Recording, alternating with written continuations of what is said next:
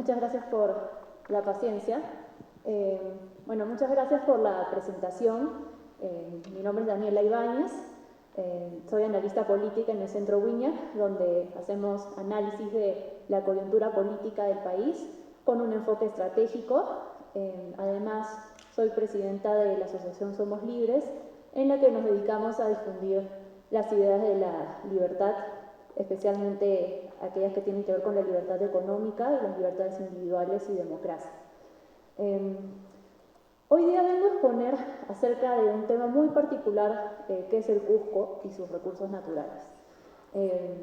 Para mí ha sido muy interesante indagar en lo que es el Cusco y sus recursos naturales. Esta no es la primera vez que visito su región y quise, digamos, indagar profundamente acerca del potencial que tiene Cusco y además su población para poder beneficiarse de los abundantes recursos naturales que tiene. Bueno, ¿por qué es relevante el sector extractivo? De acá en adelante me voy a referir al sector extractivo con todo lo que tiene que ver con la extracción del gas y también la minería. ¿Por qué es relevante el sector extractivo en el Cusco? Es muy relevante porque forma gran parte de lo que es su economía, ¿no? Hay una forma de medir la economía que es el Producto Bruto Interno. Y separado en sectores, uno puede ver que el 42% del PBI de Cusco tiene que ver con la actividad extractiva. Y si es que uno compara el Cusco con otras regiones, uno se percata de que el Cusco es una de las regiones cuyo PBI, cuyo Producto Bruto Interno, es bastante protagonista el sector extractivo, solamente por detrás de Apurímac y Pasco. Entonces, estamos hablando de un sector muy relevante para la economía cusqueña. Ahora, ¿cuál es el mapa de los recursos naturales en Cusco? ¿Cómo se distribuye, digamos, la extracción de los recursos naturales en Cusco? ¿Qué provincias son las que tienen más recursos naturales? Aquí definitivamente la provincia más importante en lo que tiene que ver con recursos naturales es la Convención, donde está el gas de Camisea, ¿no? El consorcio del Camisea. Y aquí en Camisea por lo menos se han creado 30.000 empleos en los últimos 15 años de manera directa e indirecta. Entonces, no solamente estamos hablando de que se extrae el gas y opera el consorcio, ¿no? También beneficia a la población en términos de empleo, ¿no? Luego, después del gas, que es la reserva más importante que tiene América Latina, está acá en Cusco, están las reservas, bueno, las minas de cobre, ¿no? Especialmente Antapacay y Constancia, que están en Espinar y Chumbivilcas respectivamente. Y estas son minas de cobre bastante importantes, ya tienen bastantes años de operación, y solamente en el 2021 han creado 10.000 empleos directos y también a través de contratistas. Entonces, definitivamente es importante para la población en ese sentido. Y aparte de esto, también el Cusco cuenta con recursos naturales como el oro, la plata y el cobre. Ahora, y aquí tal vez le voy a dar un tono diferente a la presentación, que es que uno puede decir, ¿no? Tal vez ustedes pueden estar pensando en este momento, claro, Daniela, tenemos un montón de recursos naturales, pero ¿cómo nos benefician estos a nosotros? Ya, nos hablaste de empleo, pero ¿cómo es que esto se ha proyectado en el desarrollo de nuestra región? A lo mejor ustedes están pensando, no vemos ese desarrollo en nuestra región, ¿no? Que es un discurso que creo que todos hemos escuchado, no solamente de parte de Cusco, sino en varias partes del país, ¿no? Entonces uno puede concebir, sí, tenemos el gas, tenemos el cobre, pero somos como un mendigo sentado en un banco de oro, ¿no? Que es algo seguramente que no lo han escuchado por primera vez acá. Y algunos mitos asociados también a la actividad extractiva que voy a abordar en esta presentación son los siguientes, ¿no? El primero es que la pobreza no habría disminuido acá en el Cusco, a pesar de tener abundantes recursos naturales. El segundo mito sería que los frutos de la actividad extractiva no llegan a las localidades en las cuales se extrae el recurso. Y el tercer mito es que se llevan nuestros recursos y que no se aprovechan acá mismo en la región, ¿no? Y acá específicamente voy a hablar del tema del gas, ¿no? Se habla mucho que el gas se exporta y no beneficia a la población. Y claro, acá la realidad, como siempre, está en tonos de gris. Entonces, empecemos explorando cada uno de estos mitos. Pero antes de eso, ¿qué es lo que ocasiona que hayan ciertas creencias que no están basadas en la realidad? Lo que ocasiona es que las personas no toman decisiones en base a la evidencia o en base a la realidad, lo cual genera bastante conflictividad, ¿no? Especialmente conflictividad en torno al sector extractivo. Solamente el año pasado, en diciembre del 2022, la mayoría de conflictos acá en el Cusco reportados por la Defensoría del Pueblo tenían que ver con conflictos socioambientales. Y esto no es la primera vez que hay conflictos socioambientales en el Cusco. Es más, en el 2020 también hubo un conflicto en Espinar bastante importante en medio de la pandemia. Y el 2013 también, como verán en este gráfico de barras, también hubo bastante conflictividad, especialmente en torno al uso del agua en la mina de Extrata, ¿no? Entonces, la conflictividad es algo que se vive en el Cusco día a día y que no se logra resolver y persiste, ¿no? Es un problema que persiste. Ahora, el primer mito es: el Cusco permanece en pobreza a pesar de tener recursos naturales. Y acá es importante exponer tal vez cómo ha mejorado el Cusco en los últimos años. Tal vez nuestro discurso político está muy plagado del pesimismo y no tanto del optimismo. Y acá vengo tal vez a dar algunas buenas noticias, ¿no? Y después tal vez me preguntarán, ¿qué tiene que ver todo esto con la actividad extractiva? Y se los voy a contar. La pobreza en el Cusco, para empezar, se ha reducido en la mitad en los últimos 12 años. El Instituto Nacional de Estadística Informática saca una estadística sobre el porcentaje de la población que tiene por lo menos una necesidad básica insatisfecha. Y acá hemos visto, como pueden ver en el gráfico, que esto se ha reducido del 24% al 12%. Ahora, definitivamente todavía hay mucho por mejorar, pero hay una mitad que ha salido de este ámbito de la pobreza. Eso es bastante importante. Luego, en términos de educación, ya sabemos que la educación, bueno, acá estamos en una universidad, la educación es el primer pilar para poder salir adelante y para poder tener una vida profesional íntegra, ¿no? Para poder desarrollarse en todo ámbito de la vida. Y acá lo que vemos es que en los últimos años el gasto público por alumno en Cusco ha ido incrementando muchísimo. Especialmente en el sector inicial y primaria, el gasto público por alumno se ha duplicado y el gasto público en el sector secundario se ha triplicado, ¿no? Y tal vez ustedes me dirán, Daniela, pero esto es solamente Cusco, porque seguramente otras regiones les va mucho mejor que nosotros, tal vez invierten mucho más que nosotros. Bueno, veamos a la capital, a Lima.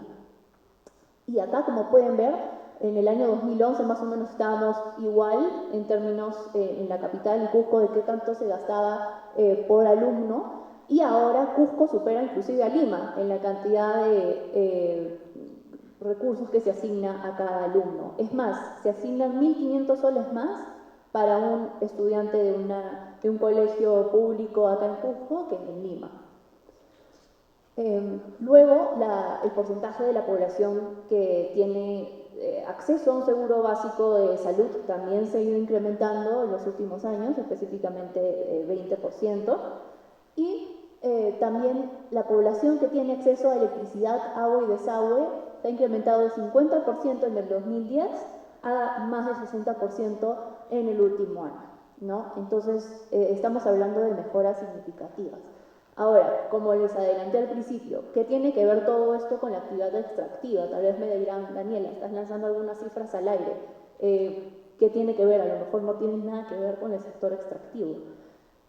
Acá vamos a abordar el segundo mito, ¿no? Que es que cómo es que los frutos de la actividad extractiva llegan a las localidades o cómo deberían de llegar a las localidades y a lo mejor no lo están haciendo, ¿no? Y acá me gustaría, en principio, explicar un concepto muy importante, que es, bueno, dos conceptos, ¿no? El canon y las regalías mineras. Porque a veces hay este concepto, como les expliqué al principio, que los recursos naturales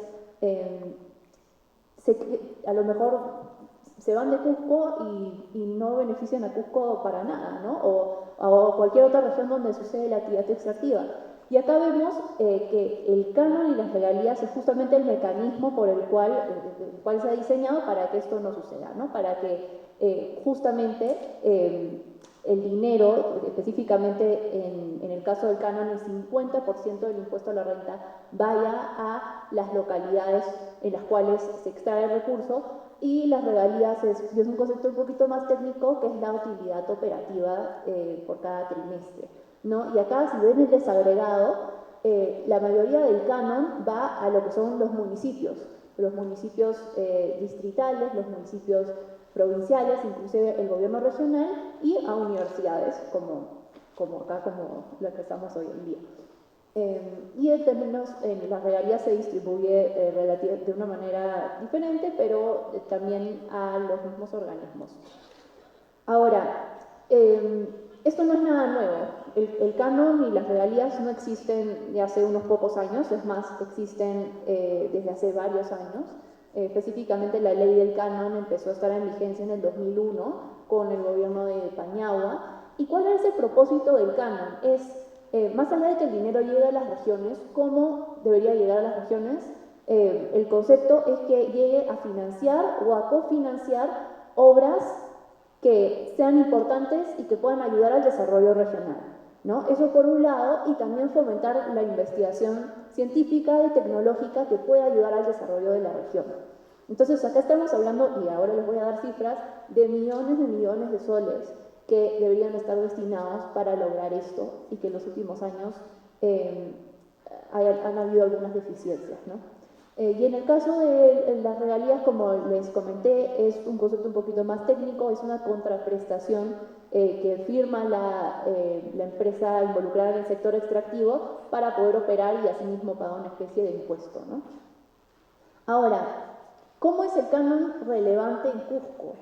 Y acá a mí me sorprendió inclusive ver las cifras, y ya voy algunos años viendo temas de actividad extractiva, que es que Cusco es la región que más recibe por concepto de canon en el Perú desde el 2008, ¿no? Son una región particularmente beneficiada con lo que es el canon, y especialmente se debe a la actividad del canon gasífero, ¿no? Por el gas de camisea. Es más, 68% del canon que recibe la región es por canon gasífero, no por canon minero, lo cual es bastante importante. Es más, esta cifra va subiendo año a año. La cantidad que Cusco recibe de canon ha ido incrementándose de año a año. Y como verán ahí, puse algunas cifras solamente de 2021, la cantidad que reciben las municipalidades, casi 1.000 millones de soles el año 2021. Estamos hablando de cifras bastante importantes. Ahora, este canon también es una parte importante de lo que es el presupuesto de la región. Es más, 74% de lo que es la renta regional de Cusco tiene que ver con el canon. Estamos hablando de cifras muy importantes, como lo vuelvo a recalcar por tercera vez.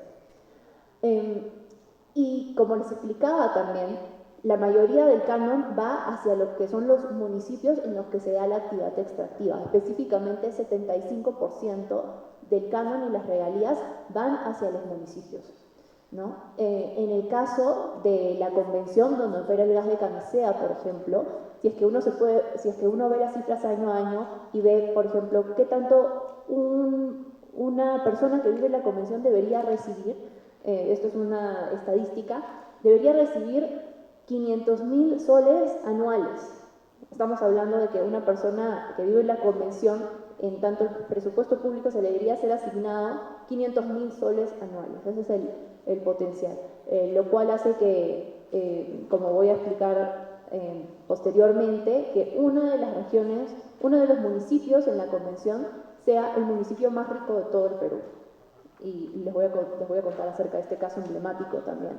Y el Pinar y Chumbivilcas también reciben bastante por las operaciones mineras de Antapaccay y Constanza. Ahora, ¿cuáles son algunos problemas con todo esto? Ya les expliqué la razón de ser del canon, de las regalías, ya les he contado que se reciben millones de soles, pero ¿por qué no se está proyectando en desarrollo para la región? ¿Cuál es el problema? Bueno, acá no solamente hay un problema, hay varios problemas, ¿no? Y uno de los problemas es que hay municipalidades bastante pequeñas que están recibiendo millones de soles y que a lo mejor no tienen la capacidad para poder ejecutar dicho monto para el desarrollo de su respectivo municipio. Entonces, ocurren casos en los que hay municipalidades distritales que reciben más que una municipalidad provincial. Entonces, por ejemplo, si queremos hacer un proyecto de gran envergadura que requiere un esfuerzo más grande, a lo mejor un municipio chico no va a tener la capacidad para hacerlo, ¿no? Se necesita un nivel de gobierno más grande. Ese es uno de los problemas que está ocurriendo. Otro problema es que a lo mejor no hay autoridades competentes en los municipios que puedan ejecutar dicho canon, ¿no? Entonces, y hay grandes incentivos también para la corrupción, ¿no? Contra más dinero se recibe, más posibilidades hay que alguien se vea tentado a no utilizar ese dinero para la razón por la cual está destinado, ¿no? Y otro problema es que la cantidad de dinero que se recibe año a año puede diferir, porque el precio de los metales o el precio del gas puede variar año a año. Y esto puede resultar en el caso de que si es que se quiere hacer una política pública a largo plazo, entonces no se puede planificar con un monto que puede ir variando, ¿no? Entonces hay alta volatilidad. Esos son algunos de los problemas asociados a el canon, en realidad la manera en la que se distribuye el canon actualmente. Y como les muestro en esta gráfica, la ejecución del canon, y esto es qué tanto del canon realmente resulta ser utilizado, varía mucho de año a año. Si bien es cierto que en promedio las municipalidades que tienen que ver con el sector donde se opera, donde operan las actividades extractivas, ejecutan entre el 70 y el 80%, tenemos bastante volatilidad, ¿no? De año a año. Acá revisé las cifras en el MEF del 2016 al 2022 y tenemos casos, ¿no?, emblemáticos, inclusive como la municipalidad de Megantoni, que es, como les adelanté, la municipalidad más rica de todo el Perú, que, por ejemplo, en el 2022 ejecutó solamente la mitad de lo que le fue destinado, ¿no? Y acá estamos hablando realmente de una tragedia, porque ¿cuánto recibe la municipalidad de Megantoni en promedio desde el 2016? Más de 240 millones de soles anuales. Para que se den una idea, la municipalidad de San Isidro, Miraflores, reciben más o menos esta cifra. Estas son las municipalidades más acaudaladas de Lima, ¿no?, la capital. La municipalidad de Megantoni recibe igual cantidad de dinero para su presupuesto, pero solamente ejecuta 68%. Y ocurren tragedias como las que Megantoni tiene una población de 8.000 ciudadanos y no tiene ni agua ni desagüe. Entonces, ¿a dónde se fueron esos 200 millones de soles? Podría bastar para hacer inclusive un hospital de cualquier país desarrollado en este distrito, lo cual es una tragedia, ¿no? Y también ocurren casos como los que el anterior alcalde tenía bastantes acusaciones por corrupción, ¿no?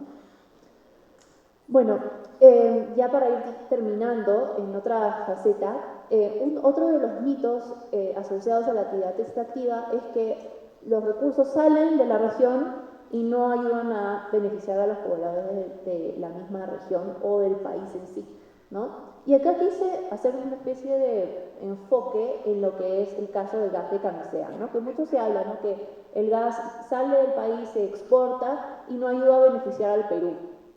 Eso tal vez es algo que hemos escuchado algunos de nosotros en diferentes espacios, ¿no? Y acá quise, digamos, hacer un recopilado de algunas de las cosas que, digamos, han salido bien con lo que es el gas de camisea, ¿no? En primer lugar, provee el 40% de la electricidad en el país. Luego, 1 millón de hogares en el Perú reciben el gas de camisea, y más de 300.000 vehículos pueden utilizar este tipo de energía. Luego, en otro sentido, según el economista Elmer Cuba de Macro Consult, por cada dólar que se exporta de gas, ahorramos $2 en importación. Entonces, en términos macroeconómicos, también es beneficioso. También hablando de las obras públicas y el canon, como les mencioné, en los últimos 8 años el canon ha ayudado a ejecutar 24.000 proyectos públicos, específicamente el canon gasífero, y el Cusco ha recibido más de 20.000 millones de soles. Bueno, y el Cusco ha recibido más de 20.000 millones de soles entre el 2010 y el 2019, equivalente a $1 millón al día. Ahora, esas pueden sonar cifras muy bonitas, pero por supuesto que hay problemas, ¿no? Y hay problemas importantes respecto al gas de camisea, que es que 25% del gas que sale del gas de camisea tiene que ser reinyectado a, digamos, en el mismo lote de 88. ¿Y cuál es el problema con esto? El problema es que el gas de camisea podría dar energía hasta 20 millones de hogares, lo que supera los 8 millones de hogares que tenemos en el país, pero solamente le da energía a 1 millón de hogares. Entonces el gas de camisea le podría dar 8 veces más energía, podría dar energía a 8 veces más hogares de lo que hace actualmente, ¿no? ¿Y por qué? Hay un problema de infraestructura. Hay un problema de que no se puede distribuir el gas, cuesta muchísimo, no hay ductos ni la infraestructura necesaria como para poder distribuirlo de esta manera. Y me preguntarán, ¿por qué no se ha hecho esta infraestructura o estos ductos? Bueno, tiene que ver mucho con el problema que les puse anteriormente, ¿no? Tal vez la capacidad de las autoridades, e inclusive tal vez algunos mecanismos de que duran muchísimo, ¿no? Que hacen que las obras públicas no puedan ser ejecutadas. En este caso, el mecanismo propuesto por asociaciones público-privadas o obras por impuestos podría ayudar a agilizar este tipo de cosas, ¿no? Ahora, ya para finalizar la presentación, espero haber dado un panorama no completamente optimista de lo que es cómo es que se están aprovechando los recursos. Todavía hay mucho por hacer, pero también hay mucho que ya se ha hecho, ¿no? Ese es el mensaje que quiero dar. Pero ¿cómo podríamos aprovechar mejor los recursos?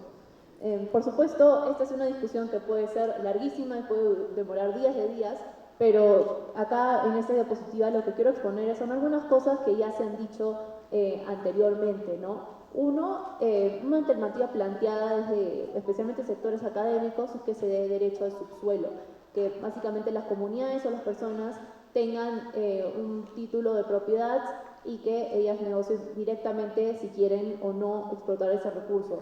Actualmente el Estado es el dueño de los recursos naturales y por eso se dan las concesiones. Algunos han planteado de los sectores académicos el derecho al subsuelo, pero por supuesto aquí también nos topamos con problemas en la realidad, ¿no? Como hay problemas con las titulaciones o podrían ser problemas como aumentar la conflictividad porque necesitaría mayor negociación colectiva. Luego tenemos optimizar el uso del canon, ¿no? Que sería tal vez una iniciativa la más políticamente viable, porque ya tenemos un consenso político para que el canon, digamos, esté ahí. Pero hay algunos que han planteado, ¿no? Que el canon sea reestructurado y darles no solamente dinero a las autoridades subnacionales, sino darle dinero directamente a las personas. Es que a las personas que hayan transferencias directas o transferencias indirectas del impuesto a las personas. Entonces alguien puede decir, ya con este dinero yo quiero enviar a mi hijo a este colegio, o con este dinero yo quiero pagar este seguro de salud, ¿no? Esta es una iniciativa planteada a través de los años, pero que no se ha podido realizar de momento, pero creo que lo más políticamente viable sería mejorar los estándares de calidad de las autoridades subnacionales, ¿no? Luego está el gas para consumo interno, como ya les mencioné, acá se necesitaría un gran esfuerzo en lo que es armar la infraestructura adecuada para que esto suceda. Y por último, sería poder tener una especie de fondo de estabilización fiscal. Ya tenemos un fondo de estabilización fiscal a nivel nacional, pero no tenemos uno a nivel regional. ¿Y cuál es el propósito del fondo de estabilización fiscal? Ahorita es más que nada la estabilidad macroeconómica. Hay otros países que tienen actividad extractiva que lo destinan más que nada para planificar a largo plazo, ¿no? Por ejemplo, hay un fondo de estabilización fiscal, el más exitoso, que está en Noruega, ¿no? Que tiene también amplios recursos de gas y petróleo, y lo que hace es que a través de este fondo se diversifica, digamos, se diversifica lo que se puede invertir de este fondo, y luego esto se destina a diferentes cosas, ¿no? Como planear a largo plazo para un país como Noruega, esto implica varias cosas, ¿no? Por supuesto, nuestra realidad es distinta, se tendría que evaluar, pero acá básicamente la idea es poder explorar algunas ideas de cómo mejorar nuestro sistema que actualmente es deficiente, ¿no? Bueno, y por último, lo que quiero dejar de esta presentación es que definitivamente los recursos naturales que tiene el Cusco tienen mucho potencial para ayudar al desarrollo de la región, para ayudar a mejorar el estándar de vida de la población.